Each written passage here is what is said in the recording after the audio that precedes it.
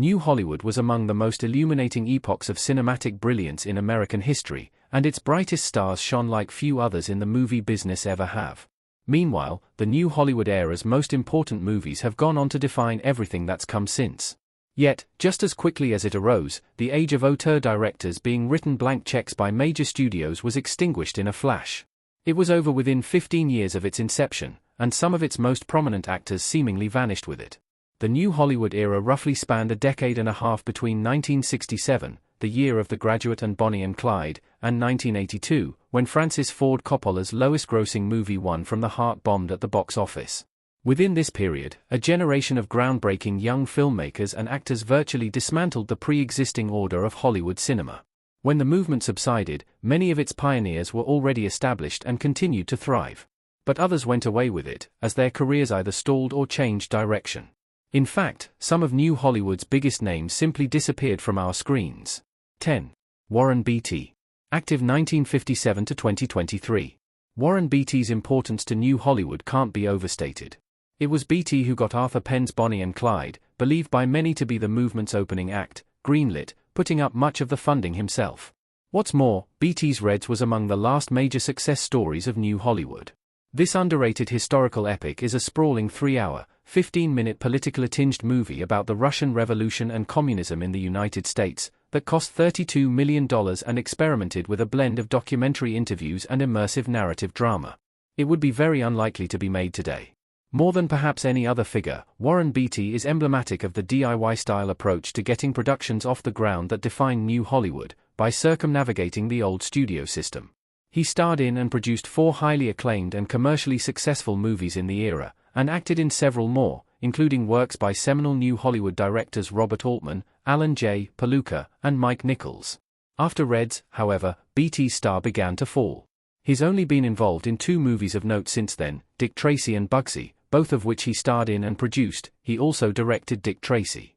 Released within 2 years of each other in 1990 and 1991, this pair of films is a huge anomaly in the overall stark picture of critical and commercial failures that's characterized Beatty's career since the dramatic highs of New Hollywood. 9. Karen Black. Active 1960 to 2013, her death. For around 2 years at the turn of the 1970s, Karen Black was arguably the most sought-after new female lead actor in Hollywood, following her performances in Dennis Hopper's prototypical road trip movie Easy Rider and Bob Rafelson's 5 Easy Pieces alongside Jack Nicholson. Her performance as Rayette DiPesto in the latter film earned Black an Oscar nomination. She already had New Hollywood credentials even before these roles, after she starred in Francis Ford Coppola's debut Hollywood production You're a Big Boy Now in 1966. Unfortunately for Black, her career never quite caught fire in the way it promised to after Easy Rider. She still played significant roles in New Hollywood movies like John Flynn's neo-noir thriller The Outfit alongside Robert Duvall, and Robert Altman's timeless 1975 musical Nashville. Even at that early stage, though, Karen Black was moving into the world of low-budget TV movies, which was the mainstay of her career into the mid-1980s. In the final 3 decades of her life, Black's principal acting output was in B-movies that never really made it either to theaters or the small screen. 8. Faye Dunaway. Active 1965-present. The roll call of characters played by Faye Dunaway in the 1960s and 1970s reads like a who's who of New Hollywood icons, beginning with Bonnie Parker in 1967's Bonnie and Clyde. At her peak in the mid-1970s, Dunaway played the female lead in Chinatown, 3 Days of the Condor, Voyage of the Damned, and Network within the space of 2 years. Only Al Pacino, Robert De Niro, and their fellow Godfather actor John Cazale achieved comparable streaks of movie masterpieces during the New Hollywood era, yet Machiavellian TV executive Diana Christensen in Sidney Lumet's classic satire Network was probably the last big-screen part of any repute that Dunaway has played. At the actor's height, her star shone more brightly than anyone else on this list. But a succession of poorly reviewed, low-grossing movies in the late 1970s and early 1980s set her up for a career out of the limelight that's still yet to feature a big comeback moment. 7. Jane Fonda. Active 1960 to 1990, 2005, present. Given the family she came from, Jane Fonda always seemed destined to be a star of the screen and began an acting career in earnest at the age of 22. After starring in an intriguing mix of throwaway comedies, thought-provoking dramas, and exploitation films throughout the 1960s, Fonda became a leading light of New Hollywood when she starred in Sidney Pollack's movie about the Great Depression, They Shoot Horses, Don't They?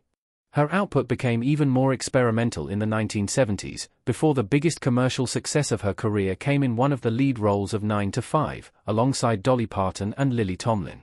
She then starred in On Golden Pond with her father, Henry Fonda, who won a record-breaking Best Actor Oscar for his performance in the final part he played before he died. Since 1981, Fonda has been acting sporadically but took a 15-year hiatus from all screen performances in 1990. "I don't know how much longer I could have continued acting," she later explained, "without feeling like I was losing myself." Via Acting magazine, by then, Fonda had already developed a successful side hustle making workout videos and was effectively a full-time social and political activist on various issues. Although she returned to the screen in 2005, Fonda's never really gone back to being a major movie star. She still had some big successes, though, primarily in the shape of the hit 2018 comedy film Book Club. At the same time, Fonda forged a whole new career path on the small screen. After reuniting with Tomlin for the excellent Netflix sitcom Grace and Frankie, Ron Howard might now be one of the biggest movie directors in Hollywood, but there was a time when he was just Richie from Happy Days. He earned this central acting role in the 50s throwback sitcom thanks to his performance in one of New Hollywood's most commercially successful releases, George Lucas' coming-of-age movie American Graffiti. Lucas' second feature film as director, American Graffiti tapped into the nostalgia for a simpler time in the post-war United States of the early 1970s like few other movies could. It was Lucas' personal love letter to his high school years in small-town California, on the eve of Beatlemania, Vietnam, and the rest of the 1960s. In Howard, Lucas found the perfect actor for gawky teen Steve Bolander. This generation-defining mega-hit turned Howard into a massive star, enabling him to appear alongside John Wayne in the 1976 western The Shootist. By the end of his historic run on Happy Days, however, Howard was done with acting. He quit the profession for